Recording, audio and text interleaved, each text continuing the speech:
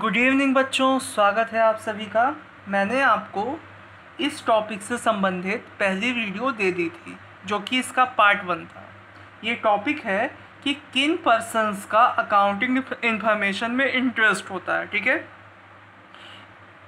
किन लोगों का अकाउंटिंग सूचनाओं में इंटरेस्ट होता है। जैसे आपके सिवा और कौन कौन ऐसे लोग हैं जो आपके बुक्स ऑफ अकाउंट को जानना चाहते हैं, समझना चाहते हैं। तो इस वीडियो को देखने से पहले इसका पार्ट 1 आप देखें, तभी ये समझ में आएगा। तो मैंने इंटरनल यूजर्स बता दिया था पार्ट 1 में। अब मैं बताऊंगा ऐसे एक्सटर्नल यूजर्स कौन कौन से हैं।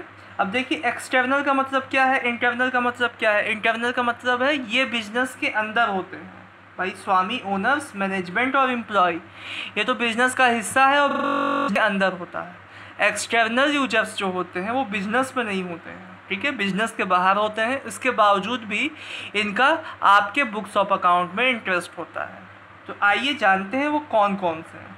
सबसे पहले तो हैं, देखिए, सप्लायर्स हैं और क्रेडिटर्स हैं। ऐसे लोग जो आपको सामान देते हैं, ठीक है, आपको उधार माल और सेवा बेचते हैं, ठीक है, तो इनको सप्लायर्स बोलते हैं। और इन्हीं को अगर उधार बेचते हैं तो इनको क्रेडिटर्स भी बोलते हैं, ठीक है।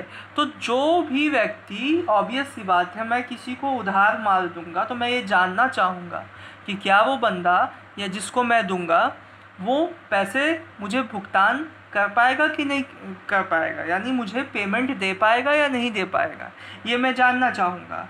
तभी मैं उसको उधार माल बेचना चाहूँगा। और ये इन्फॉर्मेशन मुझे कहाँ से मिलेगी? ये इन्फॉर्मेशन मुझे उसके बुक्स ऑफ अकाउंट से मिलेगी, ठीक है।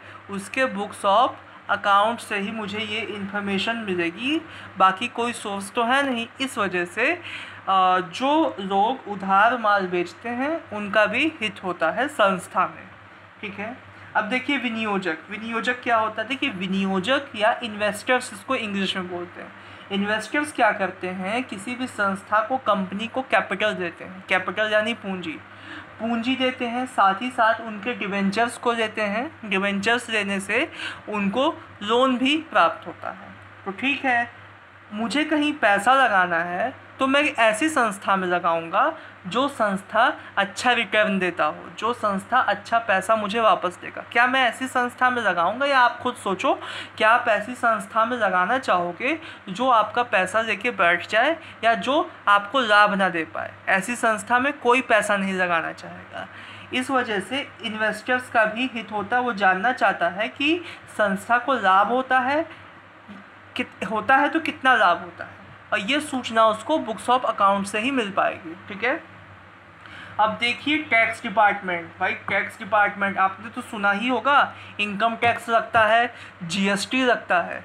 तो ये टैक्स किस पे लगाते हैं? ये टैक्स संस्था को या कंपनी को या बिजनेस को होने वाले प्रॉफिट पर लगाते हैं, ठीक है।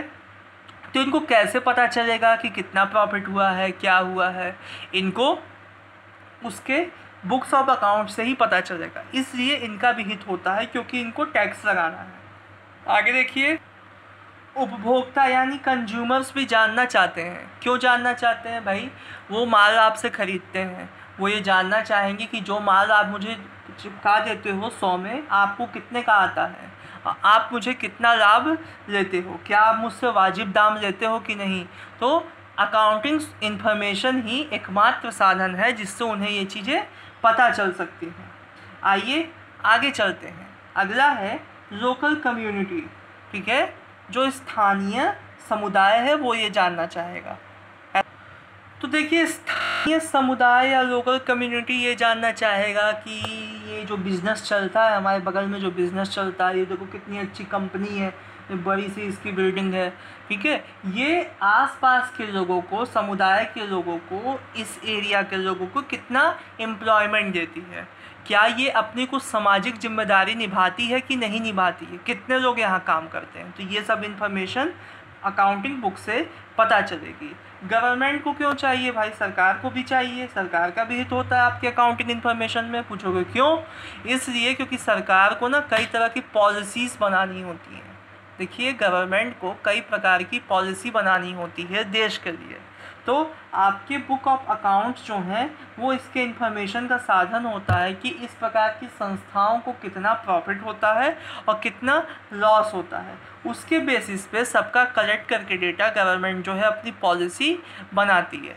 ओके, अब देखिए वित्तीय विश्लेषक यानी फाइनेंशियल एनालिसिस्ट, ये देखिए ये लोग शोध करने वाले, रिसर्च करने वाले लोग होते हैं।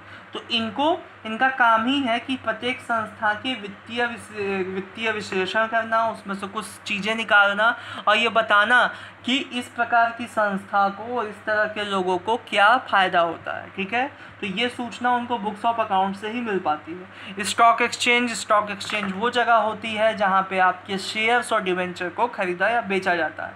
तो स्टॉक एक्सचेंज में भी लोग ये जानना चाहेंगे कि आपको फ़ायदा होता है, नुकसान होता है, आपकी फाइनेंशियल पोजीशन क्या है, और ये सब भी आपको अकाउंटिंग इन्फॉर्मेशन के थ्रू ही पता चलता है। ठीक है, स्टॉक एक्सचेंज में भी ये सब चीज़ें जानी जाती हैं।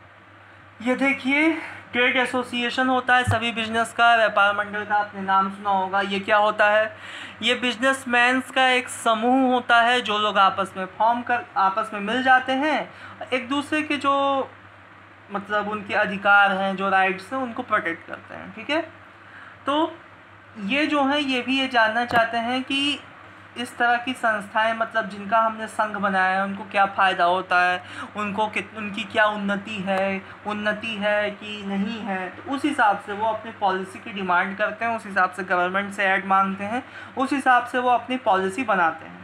लेबर्स यूनियन भी चाहते हैं। देखिए लेबर यूनियन जो है आपकी बेसिकली फैक्ट्रीज़ में होती हैं, फैक्ट्री में आपको श्रम संघ मिल जाएगा।